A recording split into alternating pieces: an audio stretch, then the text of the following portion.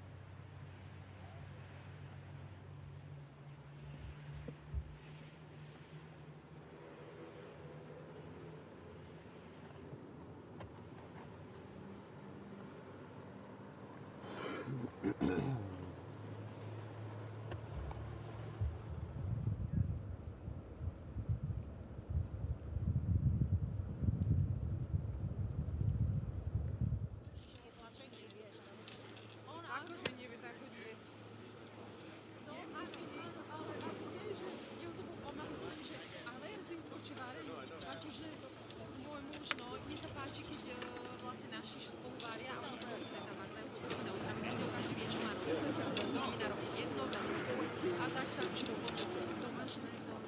A ještě mi načistí zeleninu občas, hej, že keď je vôbec nič, ne? A tak každý sme na niečo. Ona nevie, ako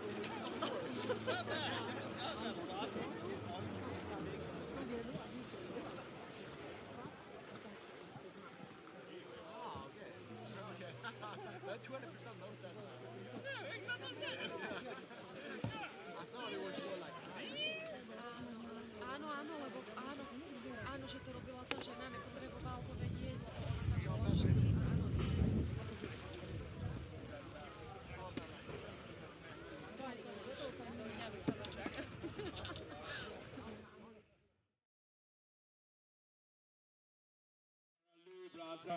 Brasa gun 45 and 4 4504.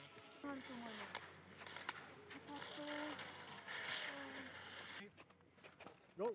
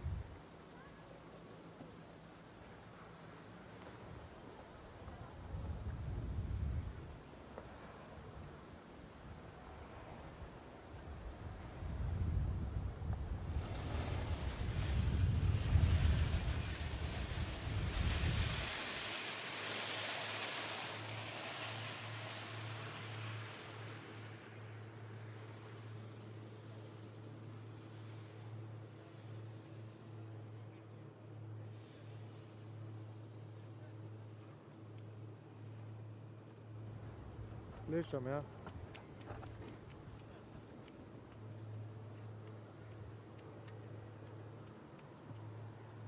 Ja, jaz imam isto situacijo.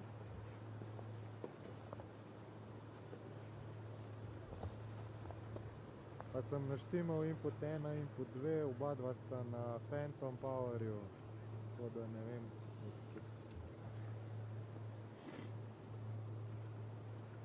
Mateja me boš poklical, rajš.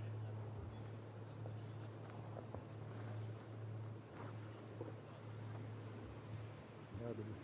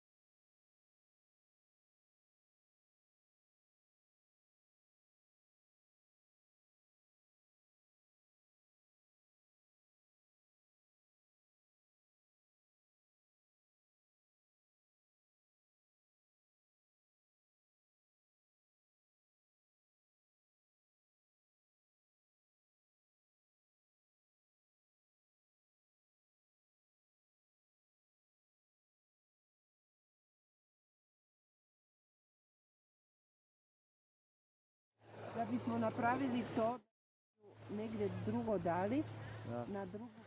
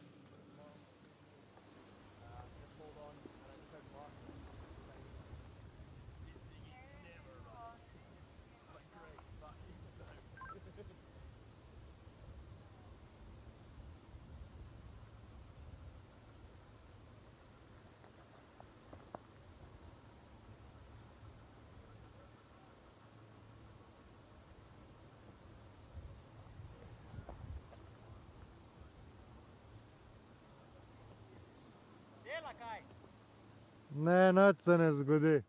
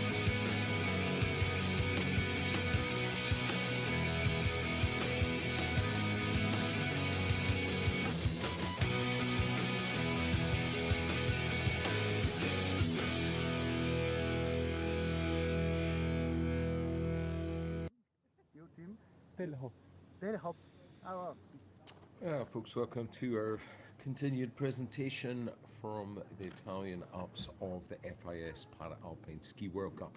These are the finals. We're in the last 2 days of racing.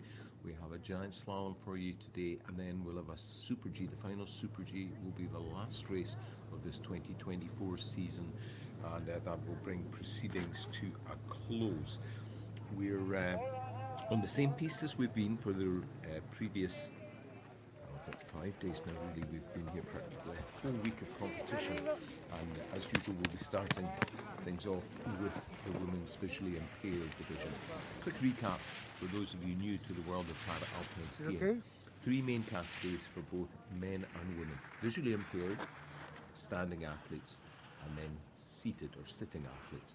So that same 3 divisions go across both men and women, and it's been a pretty keenly contested winter so far, and this is one of the title trophies that are still to be decided, and those title trophies are determined by the greatest number of points gained throughout the World Cup season. Quite simple: 100 points for a win, 80 for second, 60 for third, 50, and so on down the standings. In the women's giant slalom visually impaired, the first division we'll see contested, it's quite tight at the top. Veronica Eigner, she has had a standout season, and she leads the giant slalom standings. She's on 500 points, courtesy of 5 pure wins. Her nearest competitor, with a mathematical chance, let's say, of catching her, is Alexandra Rexova. She's 80 points behind, so it could be a tie, I guess, at the top of the heap. Fitzpatrick, who we saw on screen a moment ago, she's in the chase, but really, to be fair, only to try to keep herself in the top 3 in the season standings. Not much mental arithmetic being done right now at the bottom of the cannon, or at the top of the cannon piece, I should say, a little bit for us at the bottom, but the focus for each of these athletes really will be putting down a solid, fast, competitive run in this first leg of the competition, with a view to coming back later on today. We'll be back at 1300 hours local time, 1 p.m. local time here in Europe, to bring you the second run. So that second run, as always, start order determined by the times scored in the first run. Those times are added together to calculate the final results and decide who takes home the trophies and the points today. Finish line 1,110 meters. Total vertical drop 310 meters. Coaches just checking things out there, and a lot of supporters there with the banner for local favourite Martina Bozza. And we're right underway here. Unique pair of Eva Niku, prepared by Dimitris Profensas, open this one up. They've been blessed with colder temperatures rather. Things have cooled off overnight, courtesy of the clear skies. And for the first time this week, we're seeing a really firm and very smooth racing surface. There's the first split time, 71.09 seconds. It's just a little, I'm estimating it's just a little past the halfway mark time-wise on this course, because we're looking at 48 gate giant slalom course set in this first leg.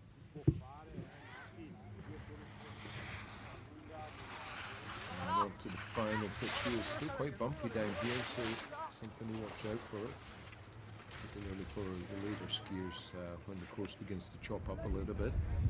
Even now, tucking for the line behind Dimitris. Eva Niku. And there's our early pace, 104.31. And next pair are out of the gate straight away. Fitzpatrick, followed by Katie Guest. Really tight connection between these two athletes here. Good distance so far. Very good guided by Guest and Fitzpatrick. Really driving hard on the skis to keep them turning cleanly.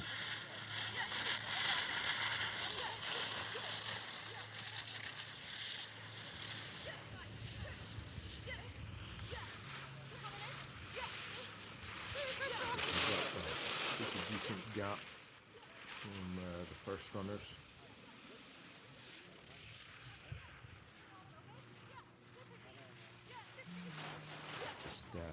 Letting the athletes allow us to hear what they're saying between themselves, calling, and the Guest calling out the turns, and then responding. So she's right on her tail.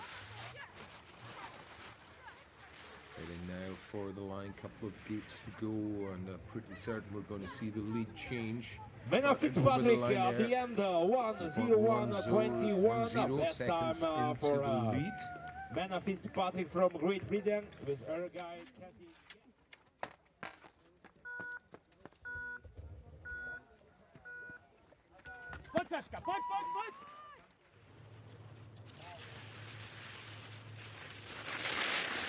Alexandra Rexova now on course.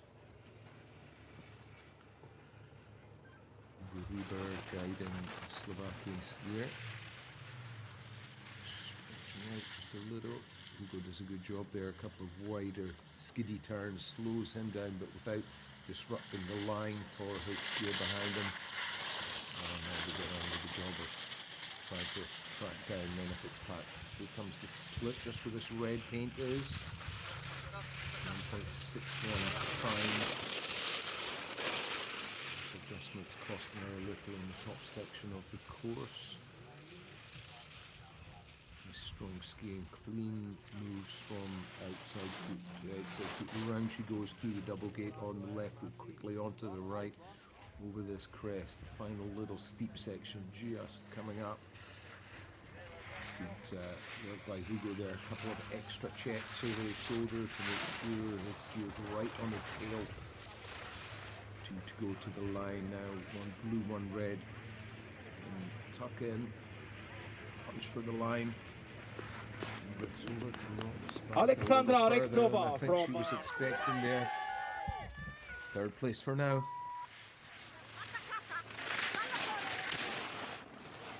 Martina Votsa now on course. The local supporters have come to see. One of the skiers they've come to see. Italians have a strong field across a number of the disciplines. Oh, a big mistake there. Just getting bounced out of shape. Speed's quite high there, so you do need to be able to absorb the terrain. Combination of staying strong on the outside ski, just like she's doing right now. These are great turns. And the pencil mark she left in the snow there on that red gate. Terrain, as I say, has been one of the major elements in the challenges that we've seen over the last few days racing. Also now digging deep. I think she knows that that mistake at the top will have cost her some time. Skiing more aggressively and more cleanly on the ski than she was on the top part in these closing turns. Early tuck. She starts to make her charge for the line. Holding on tight. The guide checking. Martina Votsa sul traguardo, il tempo è il terzo provvisorio, 1:05:41, 1:05:41 for Martina Votsa and her guide, third.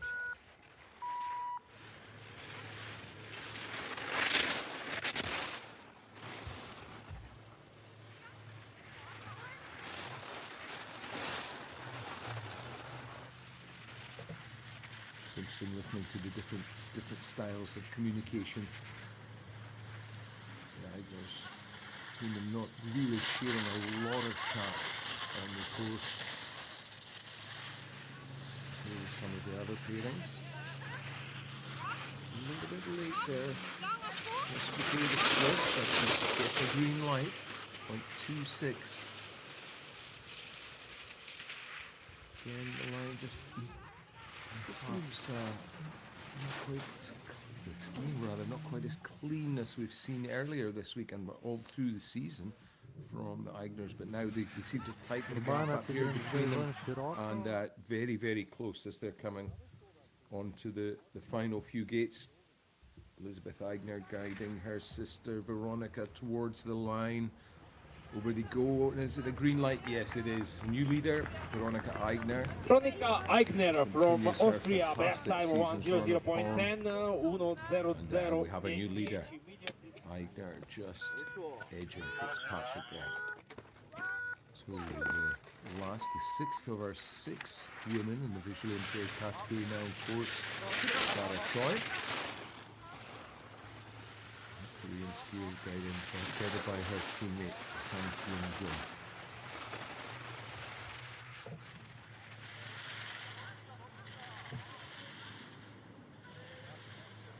All of our girls in the BI division today are the all B2 category skiers, so their factor is shared. They have the 86.25% handicap on the time. Now, over the line, over the checkpoint is 3.52 to find.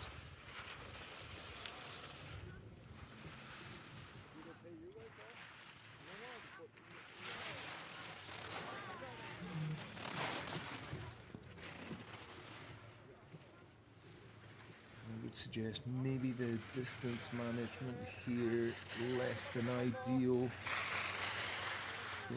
Just a little bit too far ahead, I think, for Sarah to feel 100% comfortable, particularly on those lower gates, and as a result, her weight's gone back on the skis a little, I think, and a bit more time lost on that lower section. And now Sarah Choi from 6th place it is for Sarah Choi. The time 1:08.74.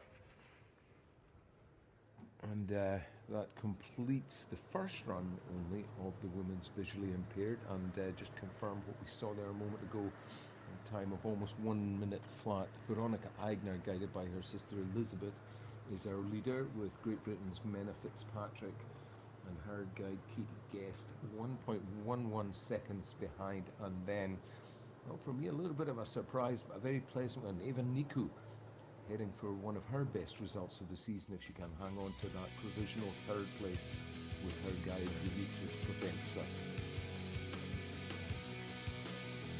And here's Fitzpatrick, and yes, a great guiding job done there by Kate Guest, I have to say. The distance very tight between she and Mena. And next up will be the women's standing category. 2 runs, remember, so the visually impaired girls, they get a little rest now. And as I say, the second run about 2.5 hours from now.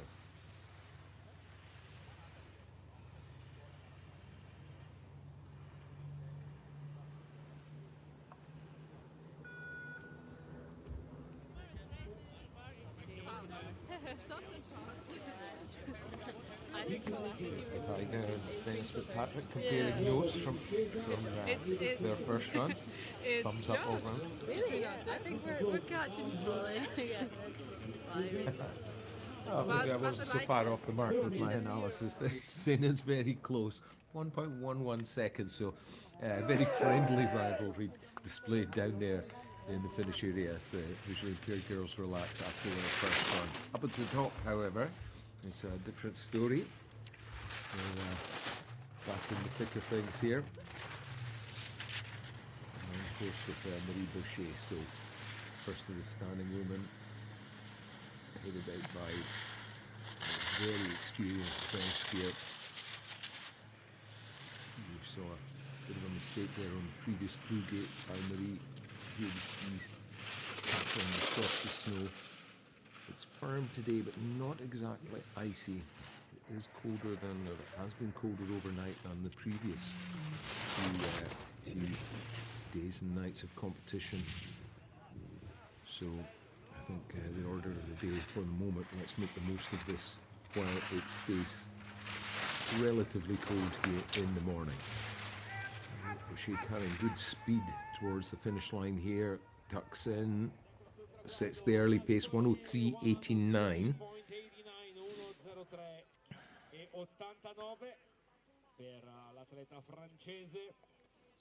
She's hard to read, Marie Boucher. She'd be a good poker player, not giving away much there. The look on the face saying, well, I think we'll just wait and see what the others can do and try to answer that.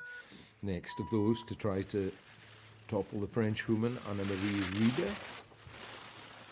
And a good season so far for her. A string of second places for her, notably the previous 2 giant slaloms that we've had here in Sella Nevea. And the Italian resort in the Julian Alps stepping in to pick up the cancelled races from last week, which should have taken place just across the border in Kranjska Gora in Slovenia. So we've had a real giant slalom festival, and Rieder picking up 2 second places in those events. Looks more confident today than I've seen all week long, so looking to capitalise on those good performances last week or earlier in the week and try to move it up a step.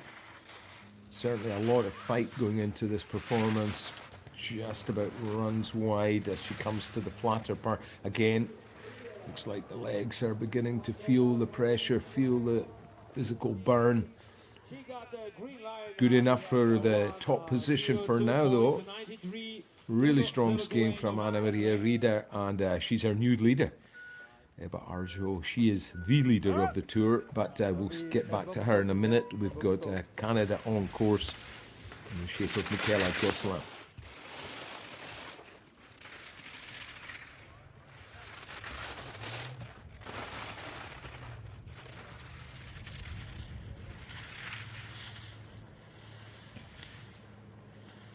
Nice smooth skiing from the Canadian through this middle part.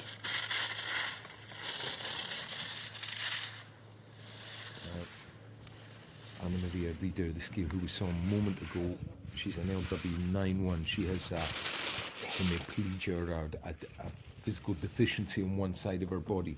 Gosselin, with a slightly less severe impairment, is classified as a 681. You can see there her factor 96.36.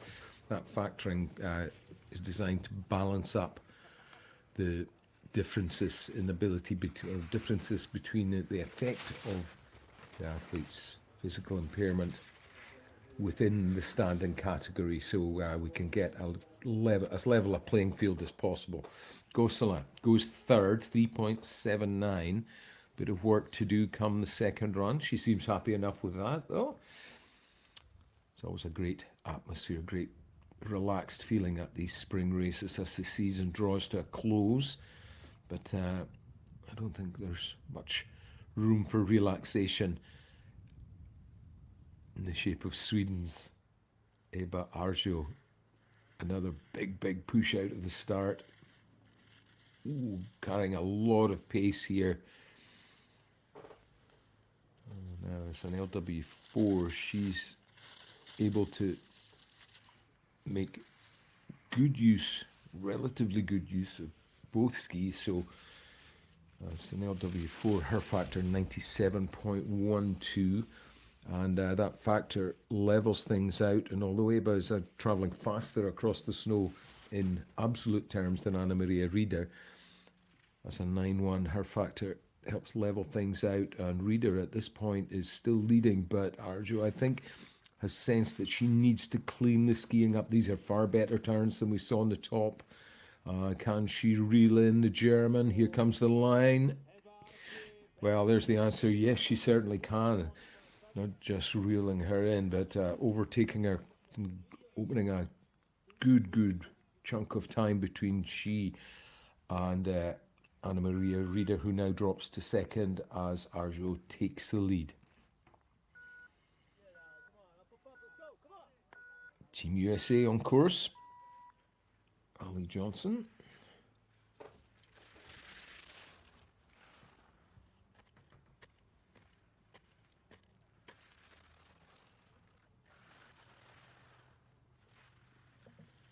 Johnson looking for a solid result, let's say. She's a relative rookie, so aspirations need to be moderated a little, and I think she'd be happy with if she could just bring home some World Cup points today. That would be a nice way to begin the wrap up, or to wrap up her season. Remember, we've got one more race here from Sella Nevea, which we will be bringing you live again on FIS TV tomorrow morning.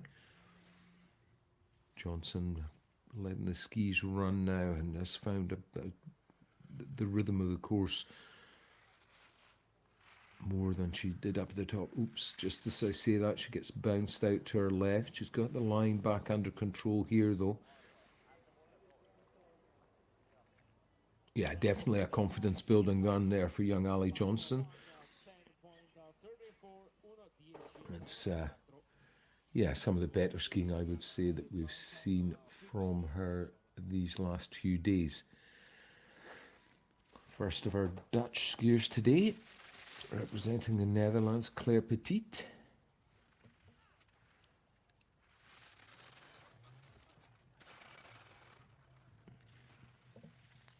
Hasn't quite made the podium here in Sella Nevea yet. Fourth place in both of the earlier giant slaloms that we had last Tuesday and Thursday. Everybody's back after a day's rest. We had a day off yesterday to allow the athletes to recuperate, and importantly for the course workers to continue to prepare the hill. Now let's see if Petit can keep herself close enough to our leaders to try to place herself in a position to attack the podium come the second run.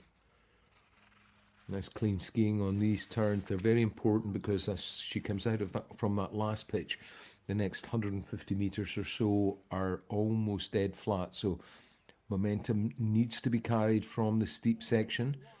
Well, 6.54 Long way down there. A minute of absolute full-on commitment, full-on energy to get themselves from the top to the bottom of the hill. And Austria now, only one Austrian woman in the women's standing division, and she's on your screen, Eva Maria Jochel. She's another 681 classification athlete.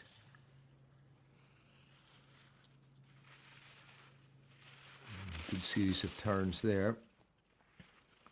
6th fastest so far at the split.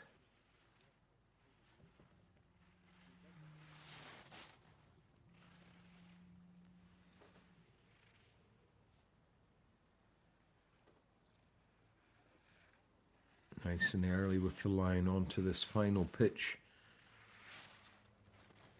Real clean skiing. Carrying reasonable speed now onto the final flats and the straight run in the tuck over the line.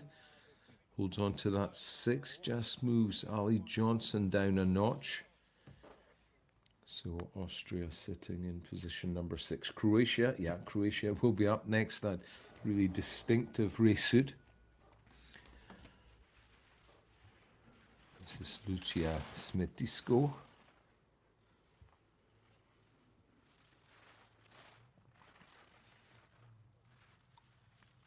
Really punchy attacking run here. Getting close as she dares to Gates, clipping some of them.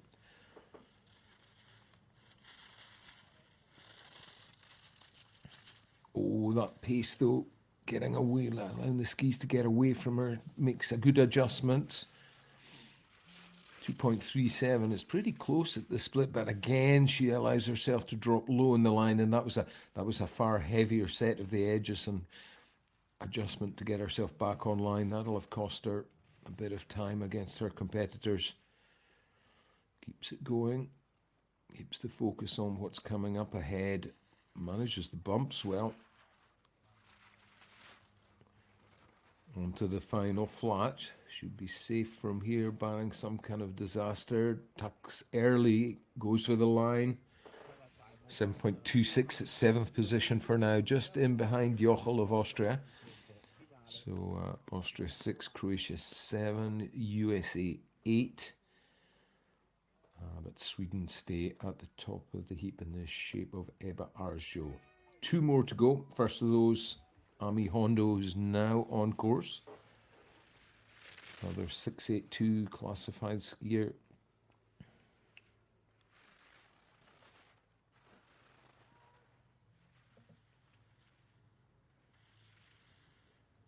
She had a 5th last Tuesday in the first of the giant slaloms. This GS today, this last GS of the season, is actually the official replacement for Kranjska Gora. Hondo.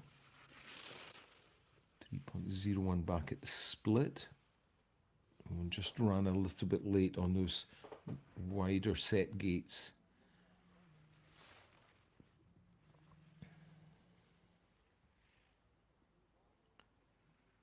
Keeps the work rate up though. Driving forward through the turn. The last steep section has been negotiated safely. Hondo, another one, going for a very early tuck position. Over the line she goes, stays 8th. And back at the top, we have our lone Israeli athlete, Shine Vaspi. She's the only LW2 athlete in the, excuse me, she and Claire Petit are the 2 LW2 athletes. So single leg amputation and skiing on the single ski, obviously, with but with outrigger. So a little battle maybe going on between Claire Petit and Shane Vaspi. Vaspi, Petit also a rookie really on the World Cup Tour. They're both in the very early days of their ski career, so good to see that they've managed to qualify for the World Cup and made it to these finals, because finals give a little bit of big event style preparation and give the athletes experience which can help them look forward to two really high level events, the World Championships, which we will see next year on the FIS Alpine Tour, and then of course the following year we'll be back in Italy for the Paralympic Winter Games. Vaspi rather, pushing for the line. Great tuck position there. 10th place it is, but remember, it's not just about trying to be right at the top. Important experience on one of the trickier race hills is an opportunity that is not to be missed and that the athletes can use to build their career plans. So here's the standings. Eva Arsjo for Sweden takes the early lead in this first run. Anna Maria Rieder led for quite a while there, sitting in second. So it's a competitive setup as we look back at those standings. Boucher in third, Canada's Gosselin in fourth. It's all pretty tight up at the sharp end. That was Boucher a moment ago. There's Anna Maria Rieder, and here's our current leader. Lovely job of soaking up the terrain done there by Sweden's Eva Arsjo.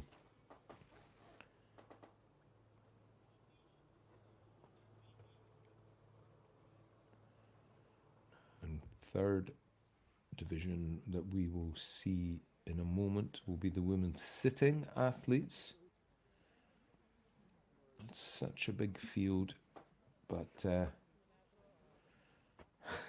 Barbara van Bergen from the Netherlands looks quite relaxed there. Looks like her sit-ski rig has taken a bit of a beating. She's been nailing a lot of gates with that, by the looks of things. Maybe have time in the summer to give it a bit of a freshen up and a paint job.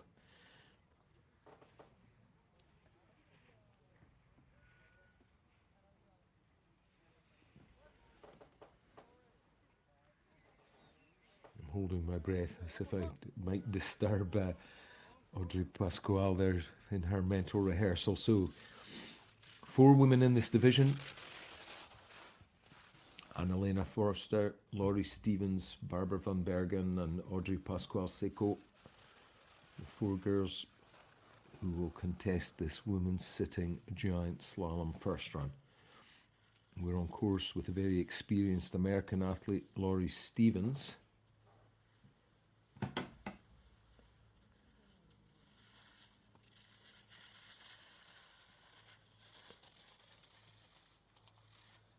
Laurie fighting there a bit for grip. The line dropping a bit lower than I think she would ideally like.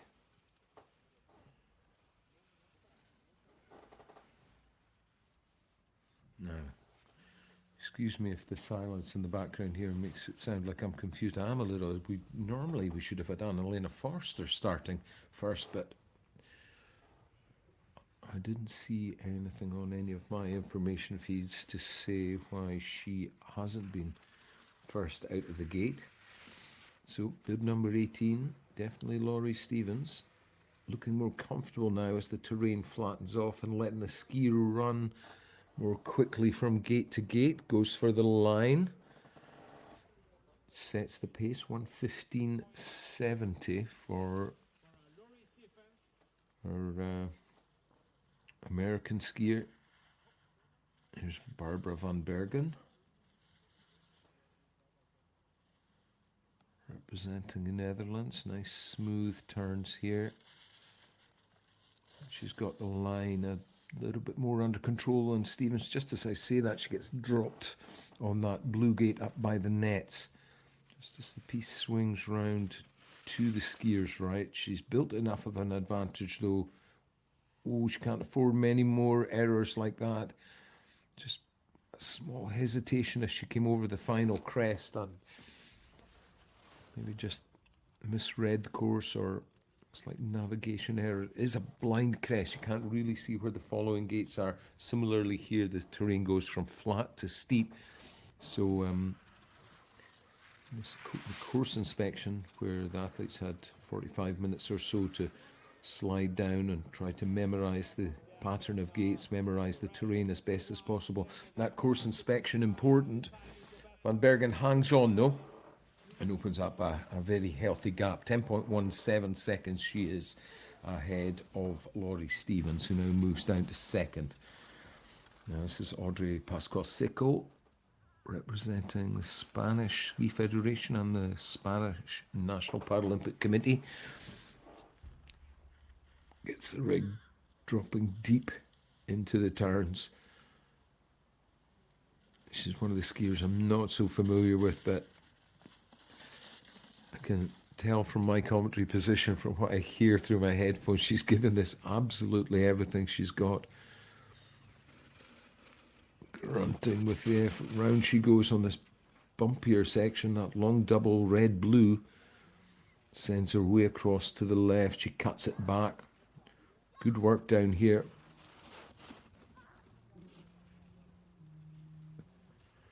Maximum effort from Pascal. Fights to keep the line high so that she can generate speed in the early part of the turn. Running now, has to smooth things out. Try to keep the line early, but not disturb the direction too much. Punches over the line. Well, that massive effort pays off. We have a new leader.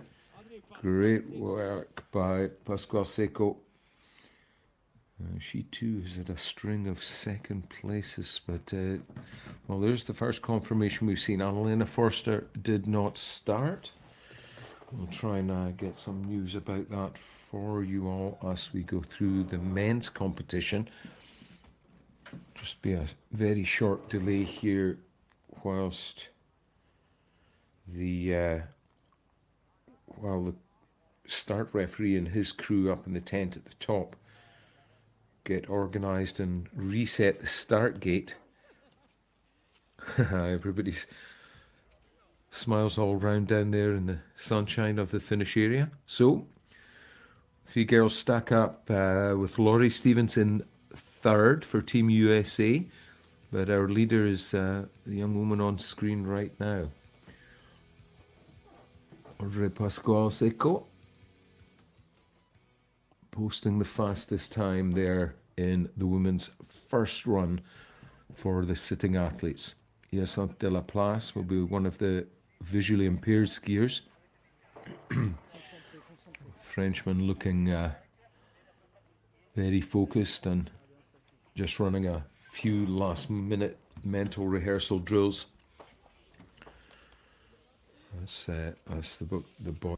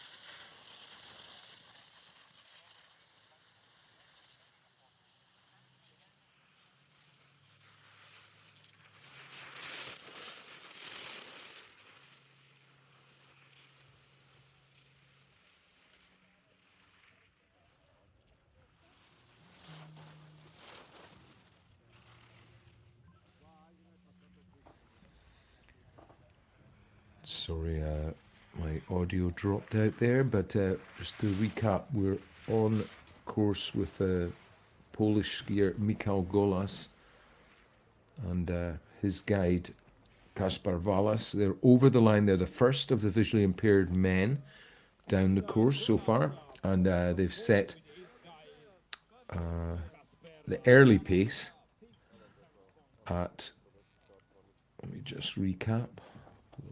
Technical issue here for me. 57.82. Now the time that Hyacinthe de la Place and Roy Picard are chasing. The French pairing have had a very successful season and looking to cap it off with a win. So the competition here is pretty intense. Remember, it's the final giant slalom of this 2024 season, and just for reference, De La Place in the giant slalom standings has 225 points, so he has a chance of catching Giacomo Bertagnoli. He's also got a chance of catching Canada's Kalle Eriksson as well, so there's a lot still to be played for here in this final race.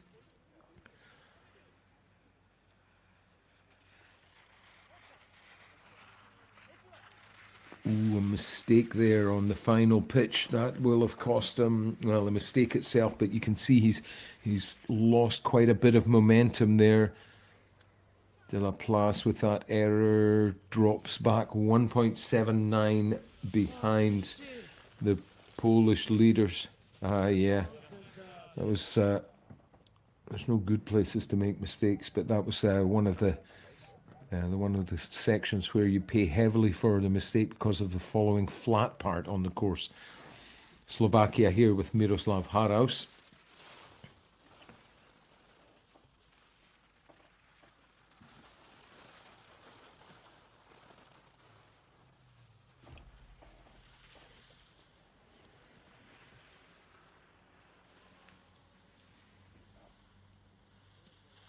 We have Golas in the lead. And then second place, Hyacinthe de la Place for the French, 1.79 behind. Haraus at the split time there. Where is he? 3.34 back from our leaders. So the Slovakian boys have a bit of work to do.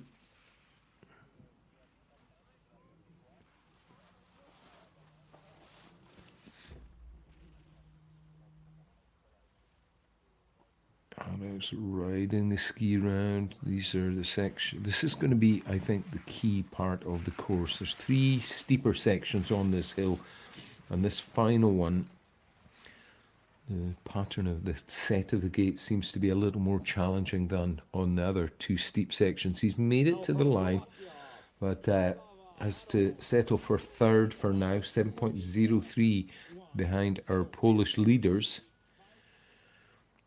And Canada straight away out of the gate now. What a day on Friday for Kalle Eriksson. Supreme second run charge for him, led by his guide Sierra Smith. Saw him take his first World Cup victory in what was the final slalom. And I know for a fact that that's brought him nothing but confidence. So looking for another victory here. Just ran a bit direct onto the first of those steeper parts, but it looks like the game plan for this pair is just bring it right to the line every single turn, push as hard as we can, see where we get to, take the risks and try to find the rewards. Sierra Smith doing an awesome job of the guiding here. Kalle Eriksson hanging on to her tail. Early tuck for the line, showing they mean business, and well, that's just exactly what that game plan was designed to offer. 1.20 seconds in the lead, total, or their run time 56.62. Well, let's see what the local skier Giacomo Bertagnoli can say about that. See if he can answer the Canadian.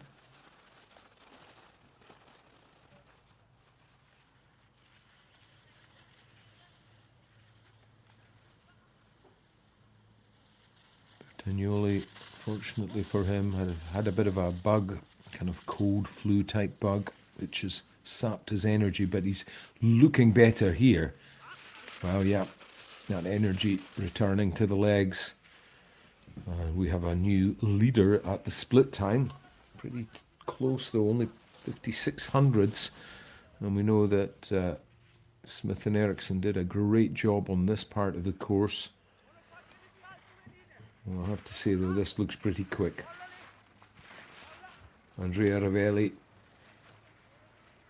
giving very clear, audible directions to Bertagnoli, and well, really good job. We knew it was quick, but ooh, that was very close to a collision there. Giacomo Bertagnoli looks to be coming back to form just in the nick of time to try to make his mark on the final standings of this 2024 season.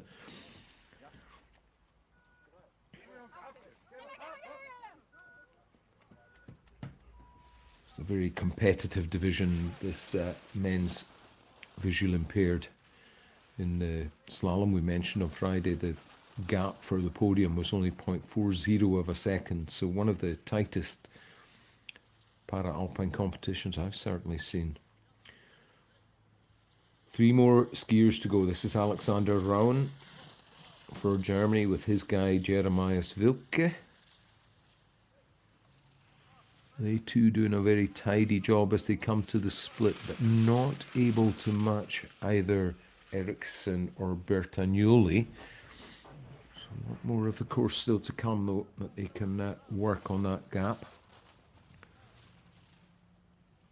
Rauen just maybe needs to engage a little more aggressively with the front of the ski. Yeah, that's exactly what he's doing on this final pitch. Driving a hand, outside hand, driving forward to keep the ski loaded up. Switch it across the left, back onto the right. Tuck straight for the line. 4.71 the gap. It's good enough for 5th right now. So Bertagnoli from Ericsson, from Golas, from Delaplace, Rauen there, who we saw, and then Slovakia's Miroslav Haraus as we get back up to the top, where Mingyu Huang and his guide are pushing out of the start gate.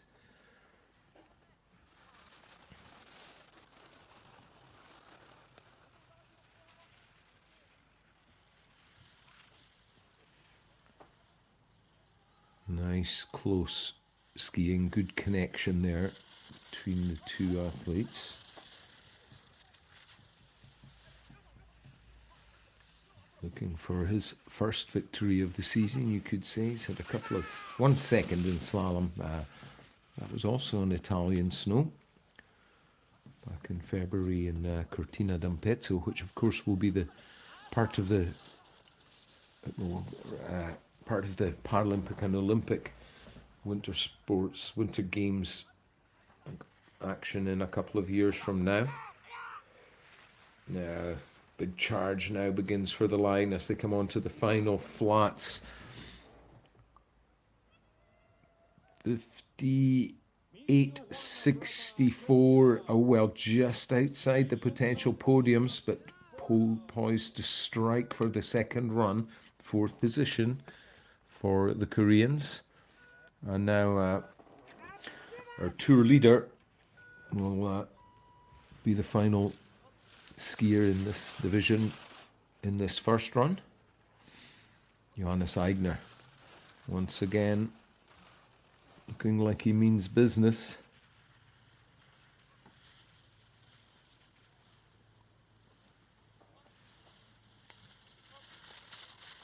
The Austrians looking very steady here.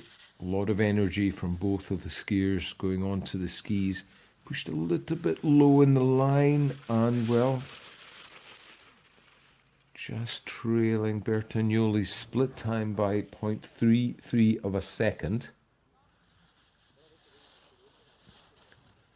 Remember, the Italian leads. It's the strongest we've seen him this week, so the Austrians know that if Bertagnoli's back on form, then he's a real threat. So they can't afford to be complacent here at all.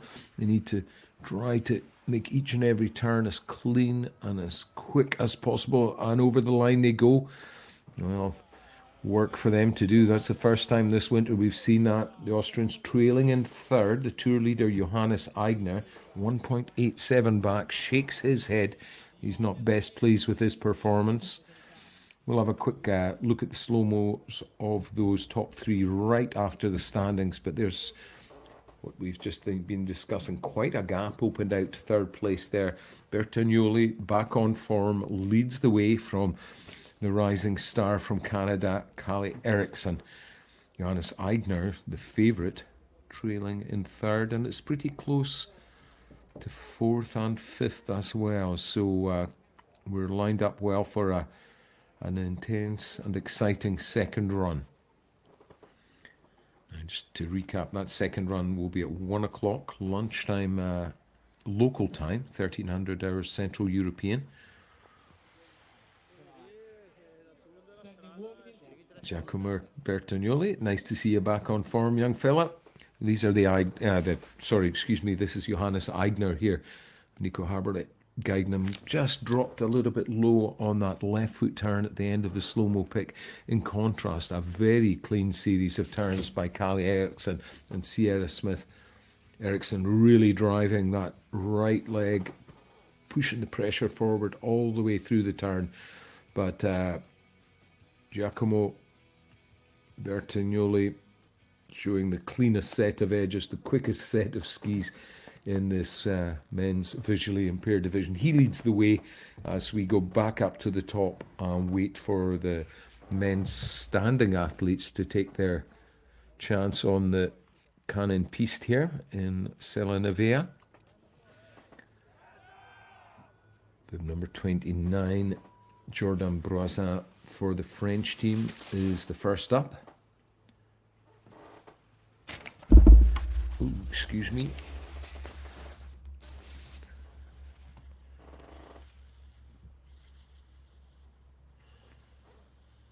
Nice smooth skiing, but powerful on the top section by Broisin, the Frenchman, getting to work straight away right from the get-go.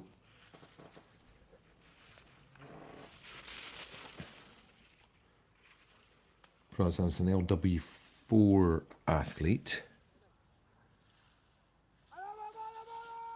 Yeah, lost his lower left leg in a motorcycle accident. And now an established figure on the French Paralympic team. Strong finishing turns here. 1 minute and 3/100ths of a second. 1:00:03. Good work there, setting the early pace, and let's see what his teammate Jules Sager has to offer in response.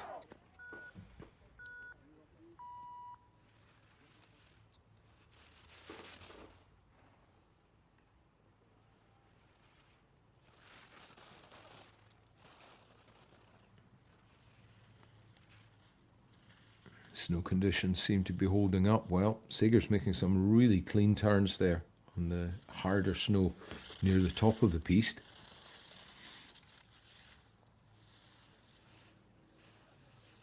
I'm going a bit too direct just on the 2 or 3 gates approaching the split, and that drops him back a little. 0.69 to find against his compatriot's time.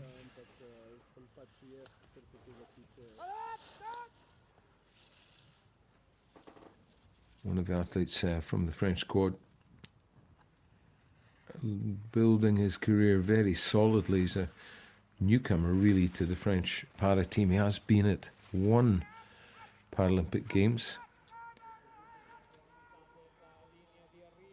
Over the line he goes. Yeah, well, experience built, but not able to quite keep up with compatriot Broisin.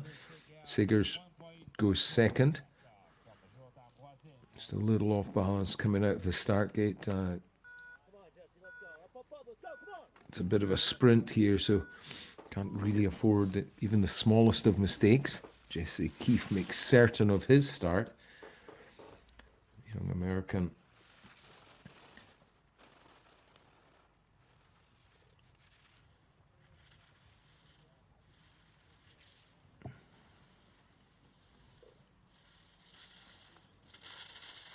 He, like Sagers, who's just gone before him, I think it's fair to say, looking to get as many races and as much race experience under his belt as he possibly can as he builds his career path with the US ski team.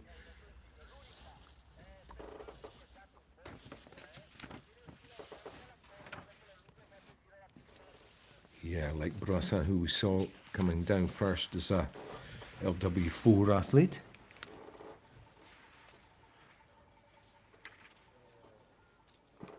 Certainly giving it everything he's got. Punches over the line. Third spot.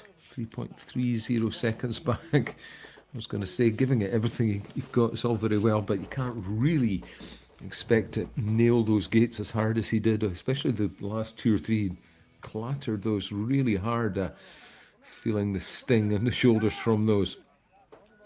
Sweden now on course, Aron Lindström.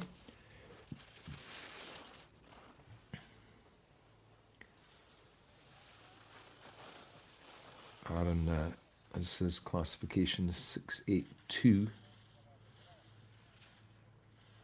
So no help from the factoring system.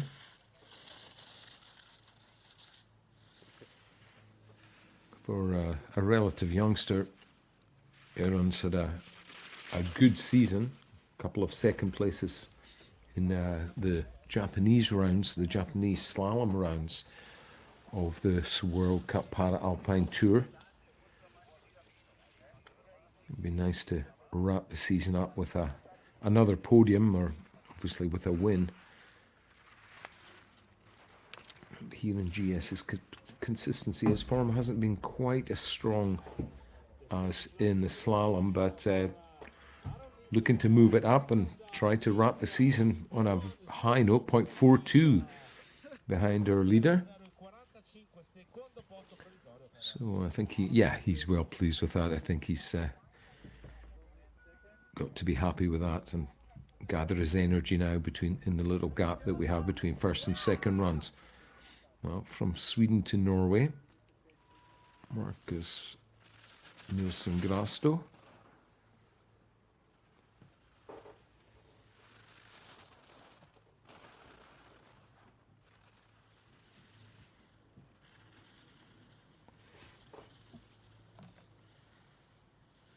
We're missing another competitor. Robin Kusch should really have been out the gate at start position number 33. I have to say, he did look absolutely exhausted after previous day's competition. We had that final slalom on Friday. So maybe, taking a little break. Again, we'll try to find out where he is or why he's not made it to the start today. But right now, let's concentrate on Marcus' run here. He's had a couple of slightly shaky moments up on those earlier steep sections. Looking more settled now as he comes on to the final flat and this little straight run to the finish. 5 seconds back, 5th position, so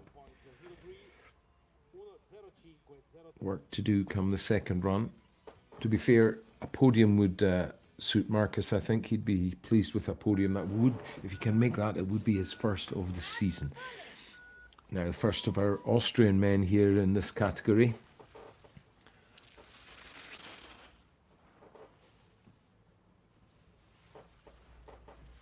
Manuel Rachbauer.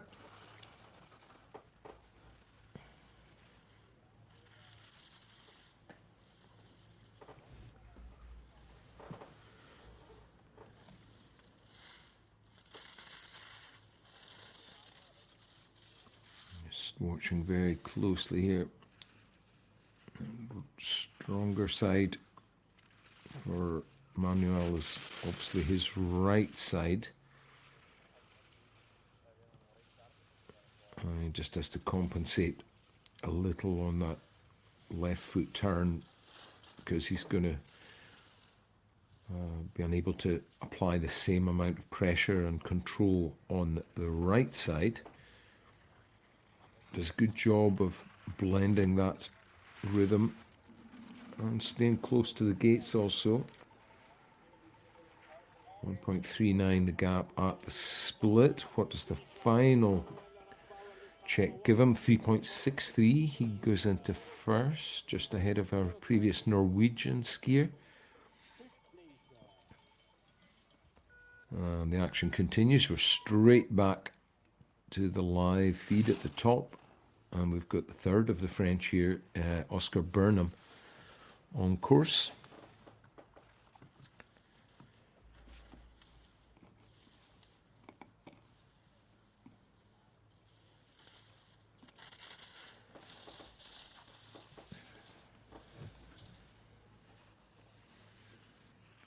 Another skier, I think it's fair to say you could say is a rookie.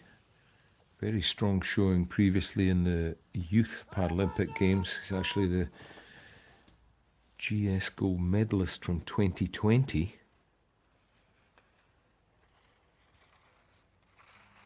So very much a rising talent amongst the French team. Nice clean couple of turns to finish off, and that pushes him up onto the provisional podium spots. Third place for now.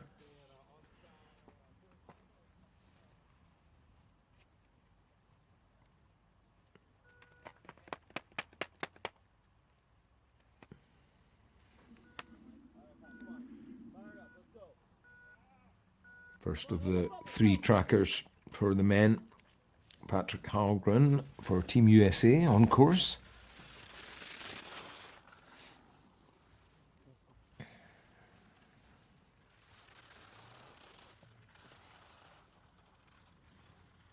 Picks up good pace, lets the skis run well on that top section. Slight change in tactic required here as the turns begin to get tighter.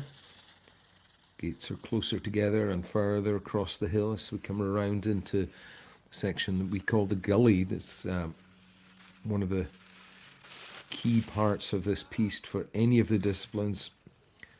And then coming out of the gully, Hallgren, you heard him grunting as he got drifted a little further than he had planned out to the right side of the hill. Still managed to make all the gates so far though, chopping these ones off completely on the final steep section. Trying to keep the line high so that you can now bring speed to the flats. Dropped a little red low in that previous red. Hallgren over the line, 7th it is. 3.8. Magnifico. He's having a time of his life. That's Hallgren on the slow-mo pictures, but the graphic showed Nico Pejanic. Here he is, live at the top of the course. Young Austrian, looking really quick.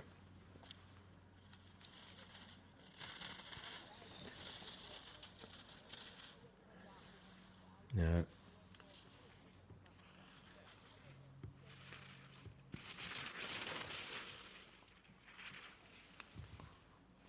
no advantage from the factoring for Nico.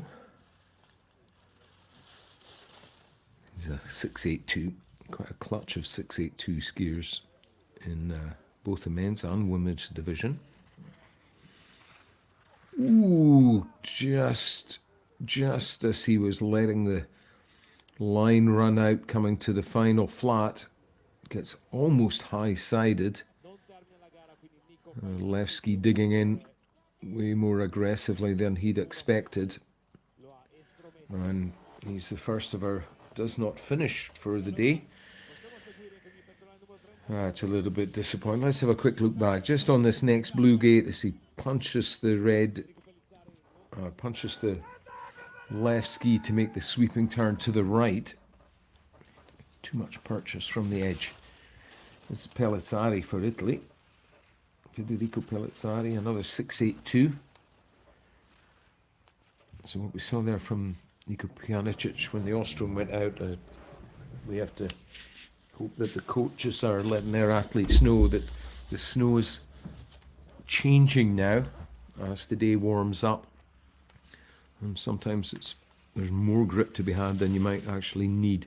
Pellizzari in the same section as Pejanic, having a bit of trouble just on the entry to that section. Excuse me, this is where Nico went off the course. But oh, Pellizzari goes down, takes the blue gate out completely.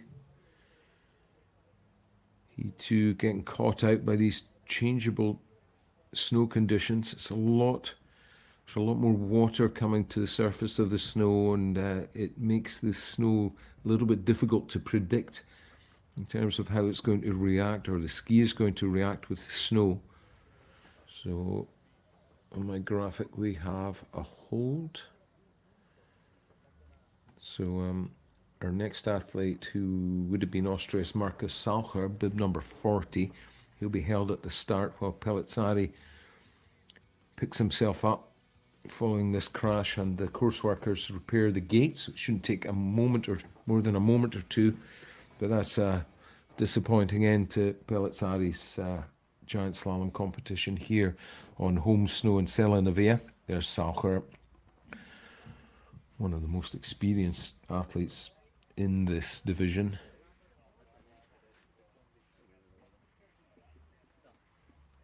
So this little interruption shouldn't affect his focus and concentration. He's seen all this before. Here's his teammate Thomas Grocher getting himself ready. He'll be coming next.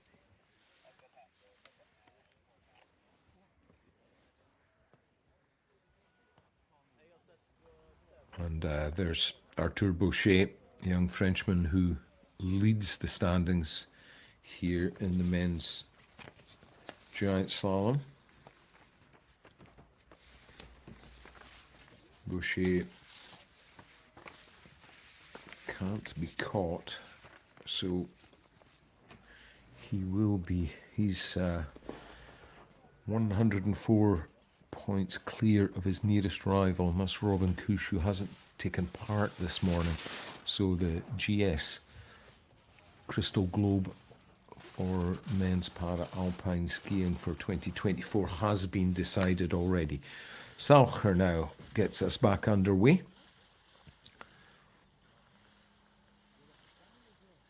Around the double gate, that blue-red on marks this less strong side, so one of the sections of the course that you'll find a little bit tougher than some of the others.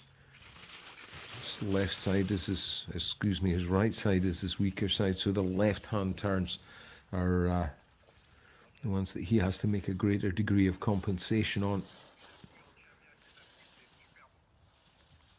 Onto the last little steep section, which is getting bumpy. The previous couple of skiers have gone off here. Salcher, though, uses all those years of experience on the Paralympic Tour to great advantage, barely getting bounced by the bumps there. Over he goes. 5th position for now, so definitely with a chance to strike for the podium in the second run. Sounds like he's brought some supporters across the border from Austria with him. Cowbells and Alpen horns. Now both he and Thomas Grocher, who's on course now, are from the neighbouring Austrian province of Kärnten, so we'd expect our fans to show up to support them here in this as we begin to wrap up the 2024 season.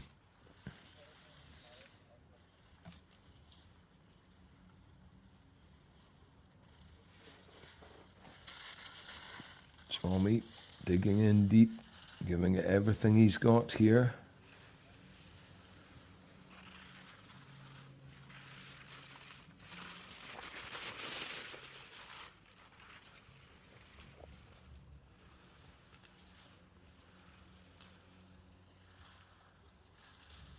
Cracking turns through this little straight section before the final steep from Thomas Grocher.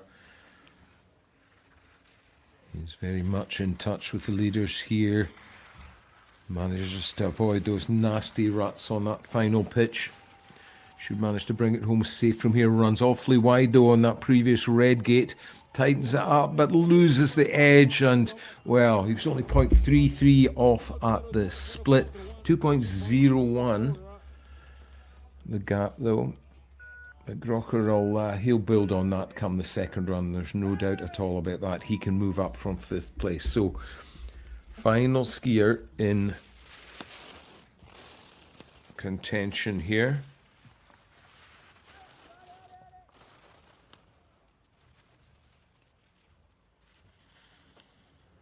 Arthur Boucher.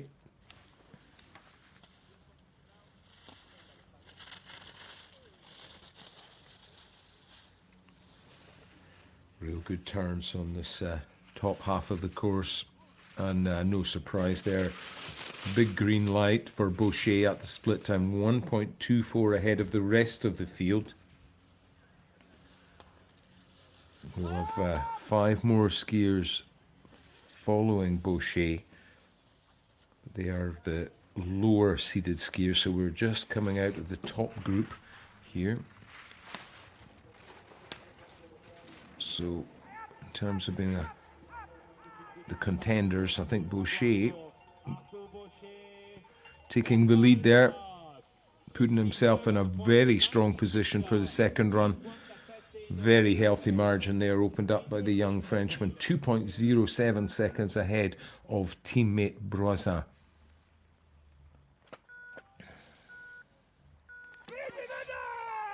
Davide Bendotti now gets his challenge underway. Young Italian, a pretty solid few days competition here, and skied very well in,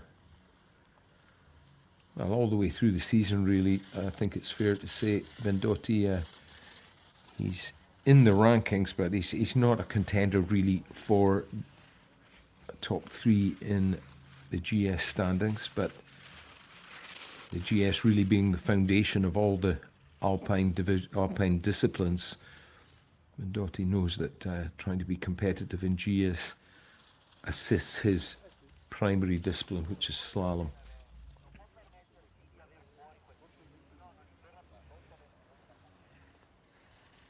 Onto this, what's now becoming quite a tricky lower third of the course. He's negotiated that safely.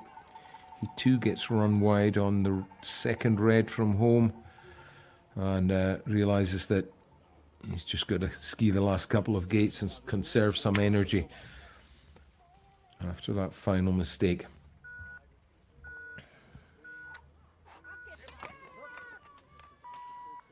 Christoph Glutzner next up for the German team.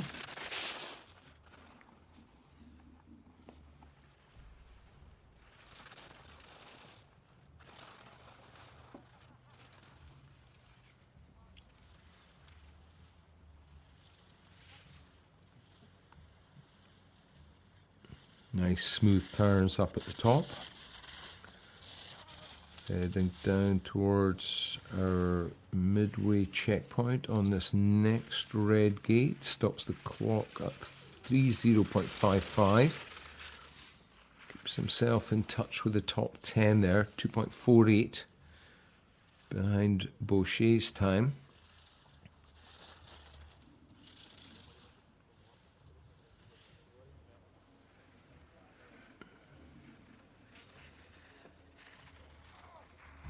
Fighting to hold on to the line. He was skiing very smoothly. He really had the nice early line.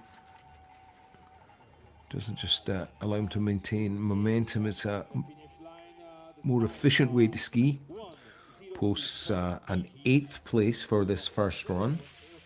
4.84 off of Boucher's leading time for the moment. That's a solid performance from him. Here's his teammate Leander Kress.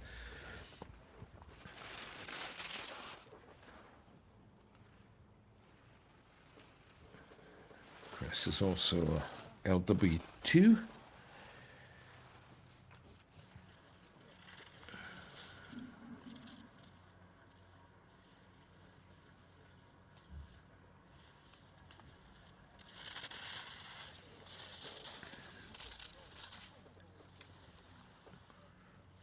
Chris battling to hang on to the line and try to maintain speed and momentum.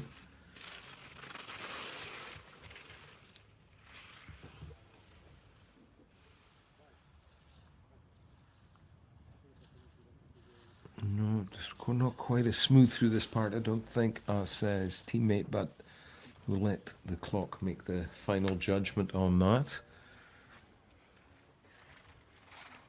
Ooh, that was a beauty of a turn on the blue, but it sent him really quickly into that rough section on the following red. He's hung on well, though, and keeps the line tidy, doesn't get drifted too far out to the edge of the course on those closing turns. 7.98 back, and leaves himself with a bit of work to do to stay in contention for a top 10, I would say, for the second run, but he's safely in the finish area.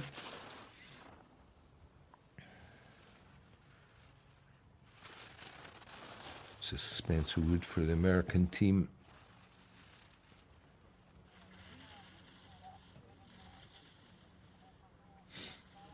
Hasn't managed to score any points this week so far, so getting close enough to come into the top rankings, I think, would be the order of the day here. Again, a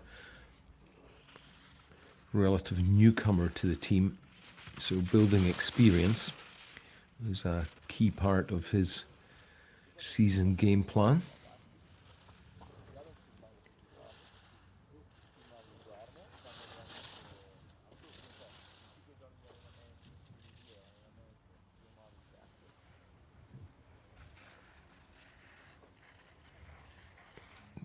Woods over that difficult bumpy section and into the final few turns. Lets the skis run straight for the line now. Over he goes. 10.40 back. Total time 108.36.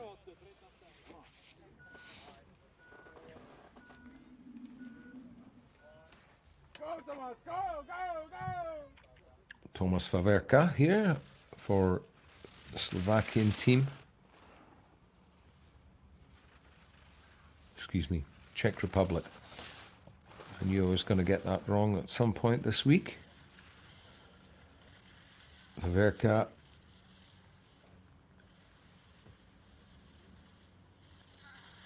struggling to hang on these left foot turns. Not quite getting the purchase on this piste, as we've seen all week long, that it does have a bias to one side. The piste turns and turns a couple of times to the skier's right, so as the race course has to follow the general contour of the hill and the line of the piste, we found that those left foot turns, bringing the skier to their right, or to the right side of the piste, those are some of the more critical ones. This is one of those here, that red gate right there. Big holes in it because folks have been coming in a bit late and trying to make the direction change a little bit late. So the pressure coming on late and heavy in the turn, causing those holes. But Vaverka has managed to negotiate all of the hurdles safely and finds himself in the finish area. His first run time 108.36. Now the course workers get out in the hill and we get a chance to show you the standing from this first half of the men's standing competition. Boucher of France from his teammate Broissin, and Sweden in the shape of Aron Lindström. The French really piling them in there. Oscar Burnham next in fourth. Jules Sager also for the French team in fifth. Quick look at the top three. This is Lindström. Pushed it to the max. Early runner Jordan Broissin used the smoother snow conditions to his advantage to post a strong opening time, but the fastest so far today is the last man on your screen there, Arthur Boucher. Forza Italia. Forza Arena. That's the Italian fan club there.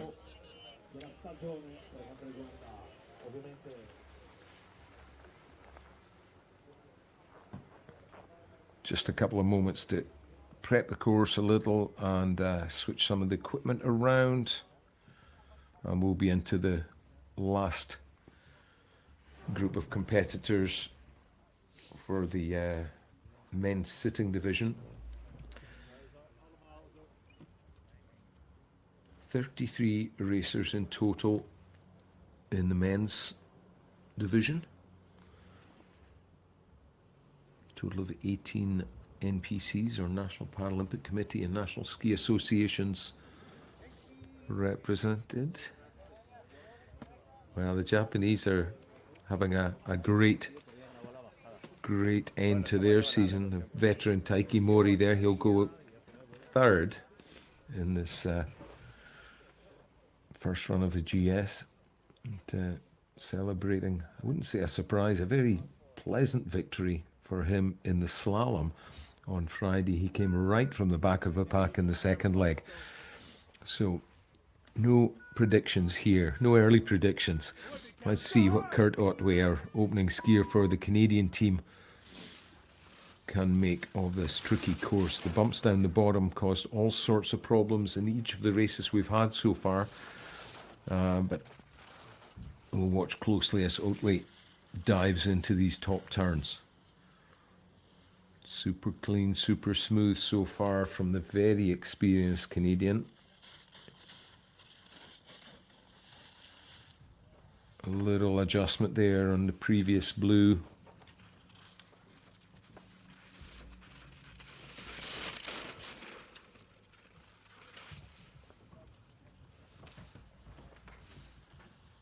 We're looking to better his third places. He's a couple of thirds in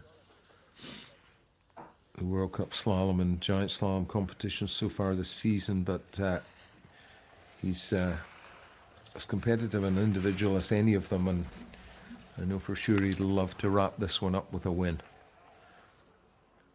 Nice adjustment on those gates as he ran late, nailed the last couple. Otway,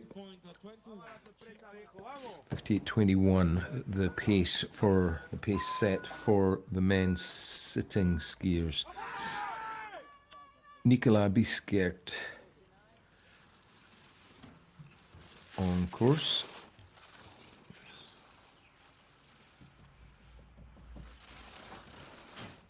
Nicolas, our lone Chilean skier. Got a pretty busy schedule. I told him a couple of days ago he's right back to college when he gets home to Chile. He's on the plane the day after tomorrow. He's studying engineering.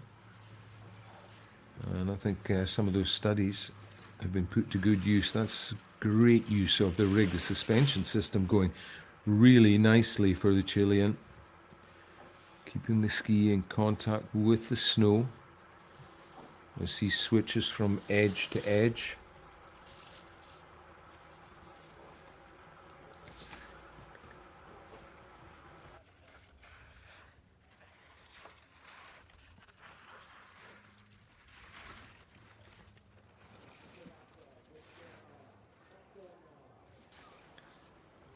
Biskert goes for the line now. 3 gates from home. Nice smooth couple of closing turns.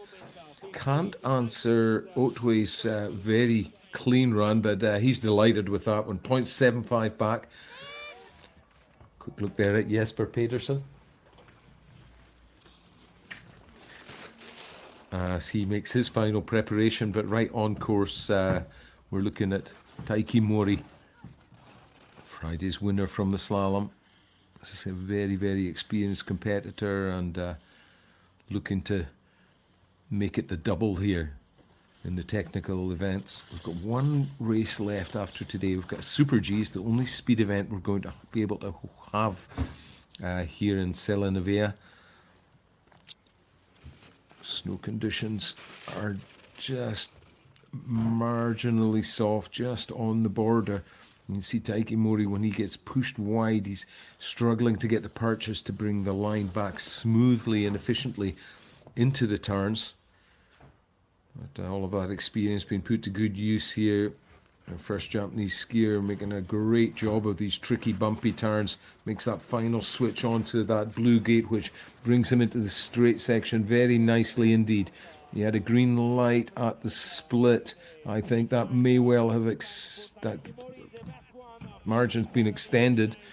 0.32 now he leads from Otway. So Japan head the way.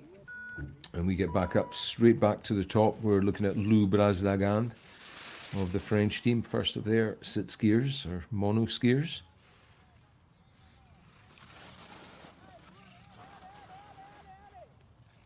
Lou with a really, really clean early line on these first few turns.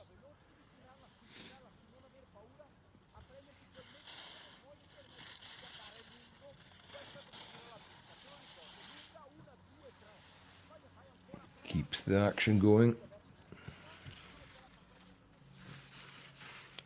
1.59 the gap from Taiki Mori at the split.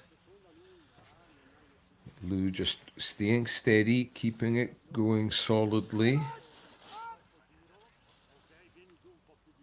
Sitting 10th in the season ranking for giant slalom. Let's watch closely through these choppy turns. He's not on such an aggressive direct line as Taiki Mori was, but he's through that tricky part safely. Head down, shoulders forward for the line.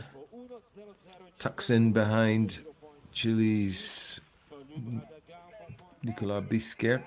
Otway in second still. Taiki Mori continues to lead, but question for me will be just for how long, because now we're in amongst the real hot shots. First of those, Jesper Pedersen for Norway, wearing that red tour leader bib.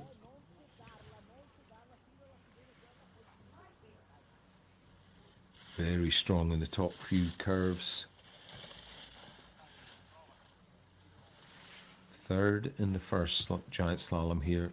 Second in Thursday's following competition. Can he cap his week in Italy off with a win in this third giant slalom of the week? Right now it's looking good.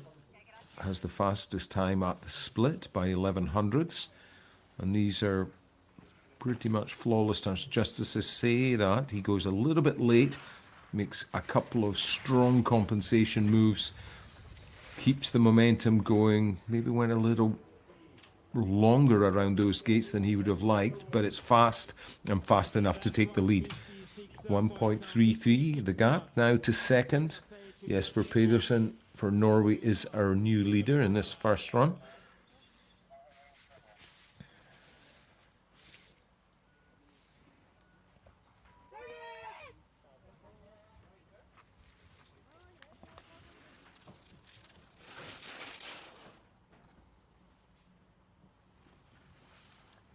Second of our Japanese sit skiers here is Takeshi Suzuki on course.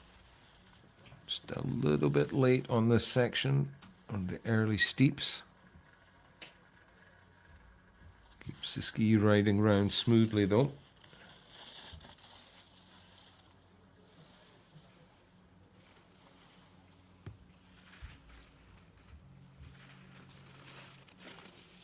He's been solidly in the top 10 in all three of the races, the two giant slaloms and slalom that we've had over the last few days.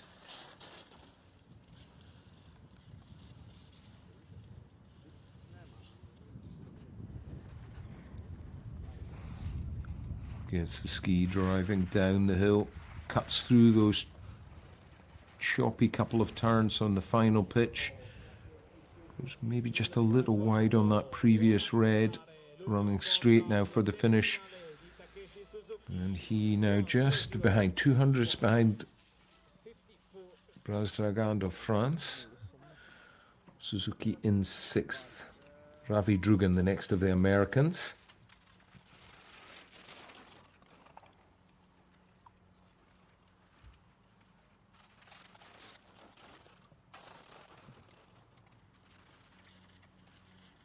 Ski Carving almost perfectly. A little bit of chatter coming off of the edges. Dragana's got a real sweet line, allowing him smooth action from turn to turn. Dives in just at the split. 2.15 behind Pedersen's top section time.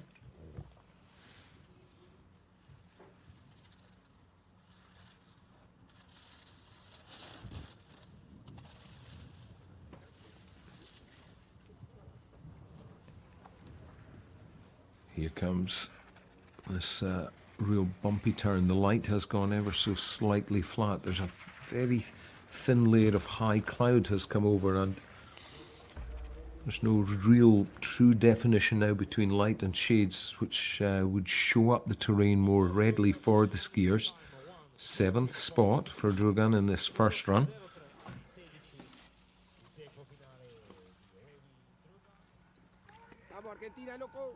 Now, something for the local fans to shout about. René de Silvestro, it's a super successful season. Sitting second, only 40 points behind Jesper Pedersen, and I'm talking here about the giant slalom rankings. So remember, it's 100 World Cup points for a win, 80 for second, 60, then 50, and 40 points. He needs a little bit of lady luck and a lot of skillful skiing, I think, to overhaul Jesper Pedersen. But right now, his game plan is playing out beautifully. Leads the way at the split. He's got to try to stay ahead, try to open that gap a little if he can over the Norwegian to put pressure on Pedersen for the second run. Full effort going into these closing turns. Silvestro goes for the line. Does he keep the green light? Yes, he does. A new leader.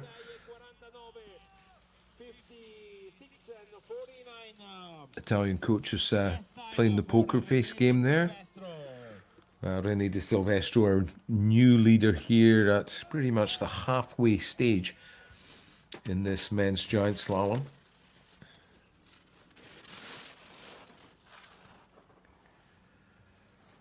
Well, Norway on course again.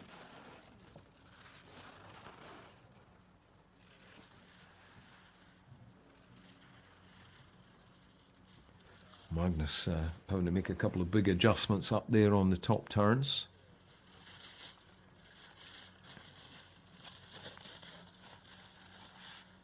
Taking a lot from the ability and the opportunities to train alongside such an established star as Jesper Pedersen. Balchen slowly beginning to make his mark on the World Cup Tour.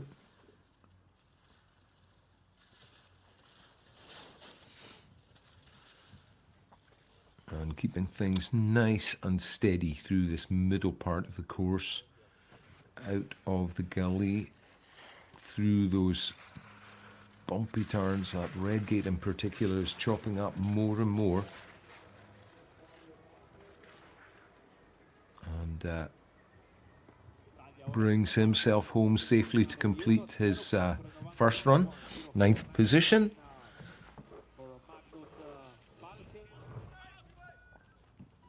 And this now, number 57 is Niels de Lange. Almost went down there on the second turn. Just didn't have enough energy under the ski, enough pace to be able to bend it up to bring him safely around the curve, but managed to pull off a recovery. These are smoother turns by Niels.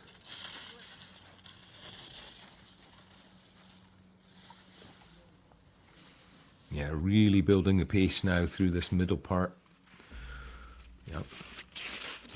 Split times, barely anything in it, just over a third of a second separating the top 6 at the split.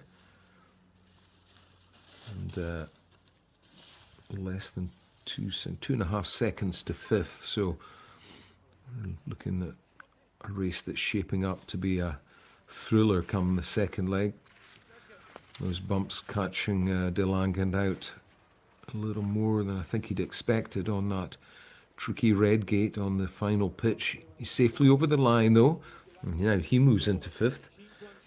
1.86 seconds just ahead of Chile's Nicola Bisquer.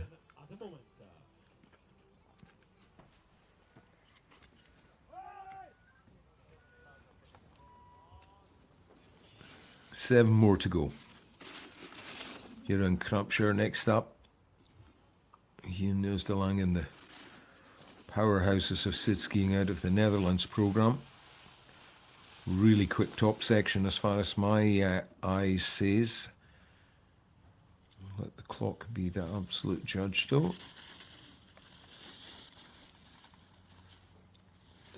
Pedersen and Silvestro will be watching this very, very closely. Krampshire sits third in the standings. It's close, all right. Fourth fastest split for the Dutchman. Heron keeps the turns moving smoothly. Don't forget, he's a bang-on form in giant slalom, so definitely a threat in terms of the Tour title. 180 points collected here so far in Celle-Neuville in giant slalom. Second position last Tuesday, a win on Thursday, and over the line he goes. It's fourth, so maybe that lower section leaves Krampshire just a little bit more work to do than he would have planned. We have to watch and wait very closely when we get down to the second run. Well, back to the South American skiers, and we've got Enrique Planté this time, representing Argentina. Young man who's come on leaps and bounds in the last 3 or 4 years that I've watched him on the Para Alpine Tour. The top part. Just a couple of spots off the podium on in Thursday's giant slalom, so I know that will have filled him with confidence in terms of this final GS of the season. 8th position for now. That's right about where he was at this stage in the Thursday's competition. Keeps it smooth. Carries the speed, carries the momentum well. Just has to dig deep here. Blue into this red. Needs to set up for the following couple because here comes the bumps and he's in. Oh, he's in very hot, very direct. Manages to hang on, doesn't get deflected too badly.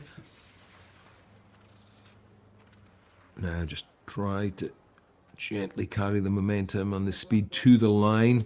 8th place, Enrique Planté. I think he'll be pleased with that. It's pretty tight at the top, so he is in touch and within reach of a podium, I would say. Certainly a top 5 could be had from that. Pascal Christen, first of the Swiss today, due to the absence of Robin Kusch from the men's stand-up division.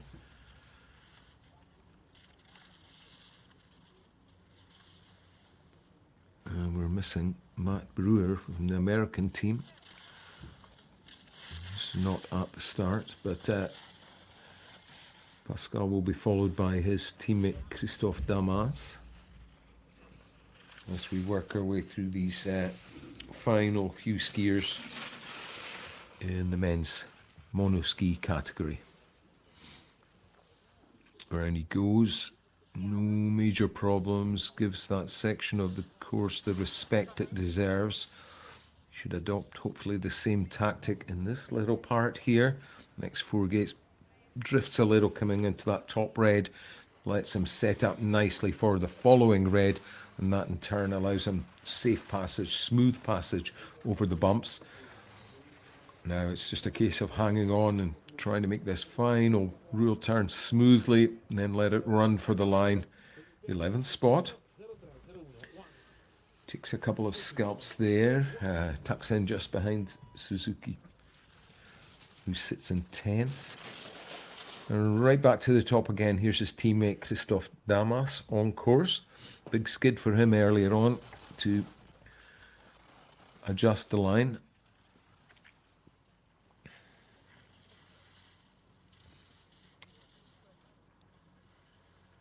he's a 10-2 classified athlete, so one of the at the heavier end of the impairment scale. When he goes down, the 10s are athletes whose condition or injury causes them to have practically no abdominal strength and movement. So when things get out of shape, as we just saw, it's tough for the 10s to make the big adjustments necessary to get back on the line. So unfortunately, that's the first of our sit skiers who goes out.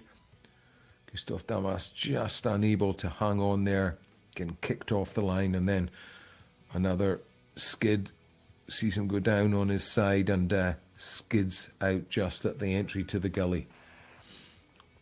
We've one final skier on the start, two final skiers on the start list.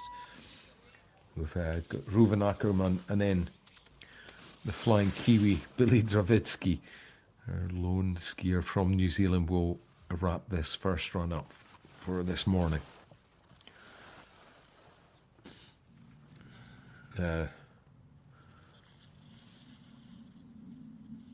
Ackerman, he's a 10 as well, so LW 10-2 his classification. So these bumps, like we're seeing, really creating a heavier level of challenge. That to a degree is balanced out by the more generous factor of 79.55 that he has factoring his time, but when he gets kicked in the air like that, you can really see the amount of determination, focus, commitment, bravery, simply put, that the sit skiers all need. They really are at the mercy of the bumps and ruts.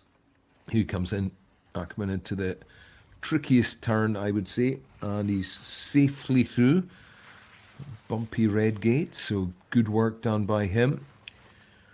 Drifts wide as the clock ticks on, but should make it safe from here. One final little line adjustment, and then over the line he goes. 14th position. I think he'll be happy to be safely in the finish area, to be honest. And that's a disappointing way for Dravitsky to go out of this race. Well, good news is he has one more opportunity tomorrow in the Super G to wrap up his winter season. Young Billy Dravitsky there, picking himself up just at the 4th, 5th gate. Transition just going into one of the main pitches. So that will conclude this men's first run for the sit skiers. Quick look back. Billy just going in a little too deep to that turn. Too much inclination, leaning too far into the hill, allowing the ski to lose grip and break away from him. As I say, a disappointing end to his day, but at the other end of the scale, there's a lot still to be played for. René de Silvestro, with a cracking run, heads the field as we take a little break before the second run. He leads Norway's Jesper Pedersen, who is the tour leader, remember, but it's only 700s that separate these two men. A little bit further back at 1.4 off the lead is Taiki Mori of Japan.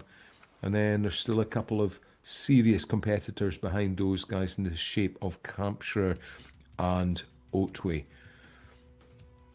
So Taiki Mori, then Jesper Pedersen in second. Fastest so far here today on the Canon Piste for the sit skiers in the men's division.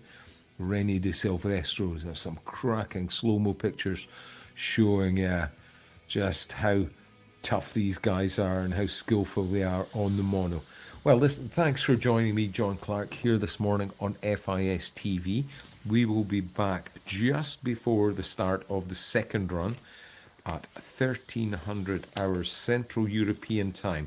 So enjoy the rest of your Sunday morning, and we'll see you just under a couple of hours from now for the second run of the final giant slalom on the Paralympic Alpine World Cup 2024 Tour. Okay, thanks for joining me, and we'll see you in a little while for the second run and the conclusion of this final GS.